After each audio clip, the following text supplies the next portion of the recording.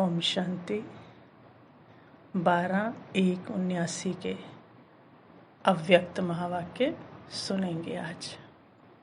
Heading है वरदाता बाप द्वारा मिले हुए खुशी के खजानों का भंडार। आज बाबा कहते संगम युग सर्व युगों में से छोटा युग होने के कारण इसकी बहुत थोड़ी आयु है। जितनी छोटी सी जीवन है, छोटा सा युग है, उतनी कमाई सब युगों से श्रेष्ठ है। सब बच्चों को बेहद का अखुट खजाना बाप द्वारा मिला है। सबसे बड़े से बड़ा खजाना कौन सा मिला है? बाबा पूछते खुशी का खजाना। अमृत वेले से लेकर इस खुशी के खजाने को यूज करो, सोचो व अपने आप से बात करो। आंख खुलते ही कौन सामने आता है? पहले पहले संकल्प में किससे मिलन होता है? बाबा पूछ रहे हैं। विश्व के रचता, सर्व खजानों के दाता, सर्व वरदानों के दाता बीज से मिलन होता है, जिसमें सारा वृक्ष समाया हुआ है। तो सबसे पहली खुशी की बात क्या है? अमृत वेले सर्व संबंध से बाप से मिलन मनाना। दुनिया भिखारी है और आप हो बच्चे। इससे बड़ी खुशी और कोई हो सकती है क्या? बाबा पूछ रहे, इससे बड़ी खुशी कोई और हो सकती है क्या? तो अमृत वेले से इस खुशी के खजाने को यूज करो। यूज करना ही खजानों की चाबी है। जितना यूज करते हैं उतना बाबा कहते क्या होता है? बढ़ते जाते हैं। दूसरा, पहला तो बाबा ने बता दिया, सर्व संबंध सुबह सुबह अमृत वेले ही बाप से, बच्चे बनकर, भिखारी बनकर नहीं। फिर दूसरा बाबा ने कहा, दूसरा खुशी का खजाना इतनी सिकीलदी श्रेष्ठ आत्माएं हो जो स्वयं भगवान आपको पढ़ाने के लिए परम धाम से आते हैं और फिर पढ़ाने की फीस भी नहीं लेते और ही पढ़ाई की प्रारब्ध स्वर्ग का स्वराज्य स्वयं नहीं लेते, आपको देते हैं। तो इससे बड़ी खुशी और क्या होती है जो खुद भी नहीं लेते, सब बच्चों को दे देते हैं और इतनी दूर से पढ़ाने के लिए आते हैं। इस स्मृति के खजाने को यूज करो। अब आगे चलो, बाबा कहते हैं इससे आगे चलो। दूसरी खुशी बता दी बाबा ने कि भगवान स्वयं पढ़ाने आता है और स्वर्ग का स्वराज्य देता है। अब बाबा कहते आगे चलो। कार्य करते हुए कर्म योगी का पाठ बजाते, कर्म योगी अर्थात सदा बाप के साथ रहते हुए हर कार्य करने वाला। कर्म योगी के समय भी चाहे कोई भी कर्म कर रहे हो, लौकिक व अलौकिक, लेकिन ऑल माइटी अथॉरिटी आपका साथी अर्थात फ्रेंड बनकर हर समय साथ निभाते हैं। ऐसा फ्रेंड फिर कभी मिल नहीं सकता। कभी फ्रेंडशिप निभाते हैं, कभी कंबाइंड युगल रूप निभाते हैं। ऐसा कंबाइंड स्वरूप, विचित्र युगल रूप जो सदा आपको कहते हैं कि सारा बोझ हमें दे दो। कैसा युगल है जो क्या कहते हैं? सारा बोझ मुझे दे दो और तुम सदा हल्के रहो। जहाँ भी कोई मुश्किल कार्य आए तो वो मुझे अर्पण कर दो, तो मुश्किल क्या हो जाएगी? सहज हो जाएगी। ऐसे कर्म योग के पाठ में सदा साथीपन के खजाने को व सदा साथ की खुशी को यूज करो कि वो हर बात में साथ है, तो उसके साथ की खुशी को बाबा क्या कहते? यूज करो। तीसरी खुशी बाबा ने बता दी, कर्म योगी बन। बाबा क्या है? फ्रेंड भी है और युगल रूप भी है और सारे बोझ लेने वाला है। तो इस खुशी को भी यूज करो। अब आगे चलो। आगे चलाते बाबा। और जब कार्य से खाली हो जाओ तो सबसे बड़े ते बड़ा मनोरंजन का साधन भी प्राप्त है हमें। ये सब करने के बाद मनोरंजन का साधन भी प्राप्त है कि अगर कुछ देखना चाहते हो तो स्वर्ग को देखो, सैर करने की रुचि हो तो क्या करो, स्वर्ग को देखो, संगम युग की श्रेष्ठता को देखो, अपने और बाप के कर्तव्य की अलौकिक कहानी का ड्रामा देखो। सैर करना चाहते हो तो तीनों लोकों की सैर करो, और श्रृंगार करना चाहते हो तो हर गुण के विस्तार से स्वयं को सजा लो, और ड्रामा देखना चाहते हो तो 5000 वर्ष का क्या देखो, ड्रामा देखो, और हिस्ट्री पढ़ना चाहते हो तो अपने 84 जन्मों की हिस्ट्री पढ़ो, और अगर रूह रिहान करना चाहते हो, बात करने को मन करता है, तो रूहों के रचता से रूह रिहान करो। और क्या चाहिए, सोचो। कोई ऐसा साधन बाबा ने नहीं छोड़ा जो हमारे पास मनोरंजन के लिए ना हो। तो ज्ञान कितना रमणीक है। इन सब साधनों से सदा अपने को खुश रखो। इतने मनोरंजन के साधन हैं, अर्थात खजाने को यूज करो। अब फिर बाबा कहते और आगे चलो। भोजन बनाते हो, भोजन बनाने के समय पहले भोग लगाना है, अर्थात प्यारे से प्यारे बाप को स्वीकार कराना है। इस स्मृति से भोजन बनाओ कि किसको खिलाना है। आजकल की दुनिया में अगर कोई प्राइम मिनिस्टर व प्रेसिडेंट आपके पास खाने आते हैं तो कितनी खुशी होती है, लेकिन बाप के आगे ये सब क्या है। तो सदा बाप आपके साथ भोजन खाते हैं।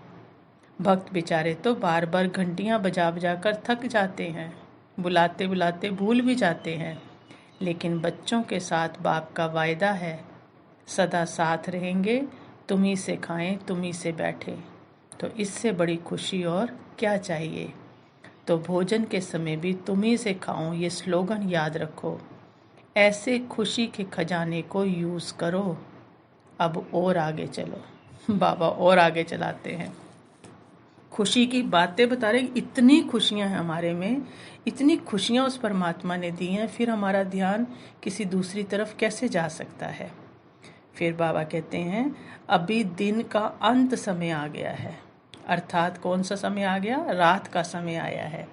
अब रात को क्या करेंगे, सोने के पहले सारे दिन के समाचार की लेन देन कंबाइंड रूप में करो, चाहे बाप के रूप में करो। एक दिन का समाचार दो और दूसरे दिन का श्रेष्ठ संकल्प और कर्म की बाप से क्या ले लो, प्रेरणा ले लो। सब समाचार की लेन देन करना अर्थात हल्के बन जाना। जैसे रात को हल्की ड्रेस में सोते हैं ना, ऐसे बुद्धि को हल्का करना अर्थात हल्की ड्रेस पहनना है। ऐसे तैयार हो, साथ में सो जाओ। अकेले नहीं सो, अकेले होंगे तो माया चांस लेगी, इसलिए सदा साथ रहो। अकेले रहने से डर भी लगता है, तो साथ रहने से निर्भय भी हो जाएंगे। आप निर्भय रहेंगे तो माया डरेगी। तो ऐसे सदा साथ के खुशी के खजाने को सारी रात के लिए भी यूज करो। अब बताओ, सारे दिन में श्रेष्ठ खुशी के खजाने प्राप्त होते हुए श्रेष्ठ आत्मा कभी उदास हो सकती है क्या? वह अन्य कोई मनोरंजन की तरफ व अल्पकाल के खजानों की तरफ आकर्षित हो सकती है? ऐसी श्रेष्ठ अर्थात संपन्न आत्माएं हो। आपके नाम से ही अब अनेक भक्त अल्पकाल की खुशी में आ जाते हैं। आपके जड़ चित्रों को देख खुशी में नाचने लगते हैं। ऐसे खुश नसीब आप सब हो। खजाने तो बच्चे बहुत मिले हैं, बाबा हमें कहते अब सिर्फ यूज करो, अर्थात चाबी लगाकर उनको खोलो। चाबी होते हुए भी समय पर नहीं मिलती है, समय पर खो जाती है, इसलिए सदा क्या रखो, सामने रखो चाबी को, अर्थात सदा स्मृति में रखो। बार बार अपने स्मृति स्वरूप को रिफ्रेश करो कि क्या क्या मिला है मुझे, उस खजानों को देखो तो सही खोल के। हम बच्चों ने बंद करके रख दिया, इतना कुछ मिला। बाबा कहते चाबी लगाओ, खोलो उनको, देखो क्या क्या मिला है। खजाना क्या और चाबी क्या, हर कर्म में जैसे सुनाया वैसे प्रैक्टिकल में लाओ, अर्थात स्मृति को स्वरूप में लाओ। समझा क्या करना है? तो बाबा ने हमें सारी स्मृति दिला दी। इसको स्मृति को हमें क्या रखना है, सदा सामने रखना है। फिर बाबा कहते सदा अपना कल्प पहले वाला संपन्न फरिश्ता स्वरूप सामने आता है। कल्प पहले भी हम ही फरिश्ते थे और अब भी हम ही फरिश्ते हैं, ऐसा अनुभव होता है। फरिश्ता अर्थात जिसका एक बाप के साथ सर्व रिश्ता हो, अर्थात सर्व संबंध हो। एक बाप दूसरा ना कोई, ऐसे अनुभव होता है कि और भी संबंध स्मृति में आते हैं। जिसके सर्व संबंध एक बाप के साथ होंगे उसको और सब संबंध निमित्त मात्र अनुभव होंगे। वो सदा खुशी में नाचने वाले होंगे, कभी भी थकावट का अनुभव नहीं करेंगे। बाप समान स्टेज वाले सदा अथक होंगे, थकेंगे नहीं। सदा बाप और सेवा इसी लगन में मगन होंगे। तो सदा ये समझती रहे कि हम कल्प कल्प के विजयी हैं, अनेक बार कर चुके हैं, अब सिर्फ रिपीट कर रहे हैं। तो सहज योगी होना चाहिए ना, क्या करे कैसे करे इन सब कंप्लेन से अब कंप्लीट। ऐसी कंप्लीट आत्माओं की सब कंप्लेन समाप्त हो जाती हैं। संपन्न होना अर्थात संतुष्ट। असंतुष्ट होने का कारण ही है अप्राप्ति। अप्राप्ति ही असंतुष्टता को जन्म देती है। लेकिन अप्राप्त नहीं कोई वस्तु। ये देवताओं का गायन नहीं है। किसका गायन है ये हम ब्राह्मणों का गायन है। मास्टर सर्वशक्तिवान का अर्थ ही है संपन्न स्वरूप। तो सभी सदा हंसते रोने वाले बाप के युगल नहीं बन सकते। साथ चलने के लिए जैसा बाप वैसे बच्चे बनो, बाप समान बनो। जो भी कर्म करो पहले चेक करो ये बाप समान है। बाबा कहते बच्चे बाप समान नहीं है तो कट कर दो, आगे नहीं बढ़ो। गलत संकल्प को लेके, गलत कर्म को लेके आगे नहीं बढ़ो, कट कर दो। कोई भी कर्म अगर श्रेष्ठ नहीं साधारण है तो उसे परिवर्तन करके श्रेष्ठ बनाओ। इससे सदा संपन्न अर्थात बाप समान हो जाएंगे। साधारण को नहीं चलाना, चेंज करो उसको बैठकर पहले, फिर आगे बढ़ो। फिर बाबा कहते हैं अनेक आत्माओं की दुआएं प्राप्त करने का साधन सेवा। सभी बाप के सहयोगी विश्व कल्याणकारी समझकर हर कार्य करते हो। जब ये लक्ष्य रहता है कि हम विश्व कल्याणकारी हैं तो अकल्याण का कर्तव्य हो नहीं सकता। जैसा कार्य होता है वैसी अपनी धारणाएं होती हैं। अगर कार्य याद रहे तो सदा रहम दिल रहेंगे, सदा महादानी रहेंगे। विश्व कल्याणकारी की स्मृति से स्वयं भी हर कदम में कल्याणकारी वृत्ति से चलेंगे और दूसरों को भी चलाएंगे। कि ये स्मृति रहे कि मैं एक की, परिवार की या एक जगह की कल्याणकारी नहीं, विश्व कल्याणकारी हूँ। तो जब खुद ऐसा चलेंगे तो दूसरों को भी चला सकेंगे। जब स्वयं प्रति हर कदम कल्याणकारी हो तब विश्व का कल्याण हो सकता है। तो बाबा कहते बच्चे सदा ये याद रहे कि निमित्त मात्र ये कार्य कर रहे हैं, मैंपन समाप्त हो जाए और निमित्त मात्र याद रहे। ऐसे सदा सेवा करने से बाप की याद स्वतः रहती है। बाप का काम है, मैं उसका इंस्ट्रूमेंट हूँ। तो जितनी सेवा करते उतनी विश्व की अनेक आत्माओं द्वारा दुआएं मिलती हैं। जिसको भी बाप से जोड़ते हैं, बाप का प्यार देते हैं, बाप की पालना की महसूसता कराते हैं, बाबा कहते हैं उन आत्माओं द्वारा दुआएं मिलती हैं, आशीर्वाद मिलती है। फिर बाबा ने वरदान दिया, एक बाप को अपना संसार बनाकर सदा एक ही आकर्षण में रहने वाले कर्म बंधन मुक्त भव। बाबा कहते सदा इसी अनुभव में रहो कि एक बाप दूसरा न कोई, बस एक बाबा ही संसार है और कोई आकर्षण नहीं, कोई कर्म बंधन नहीं। अपने किसी कमजोर संस्कार का भी बंधन ना हो।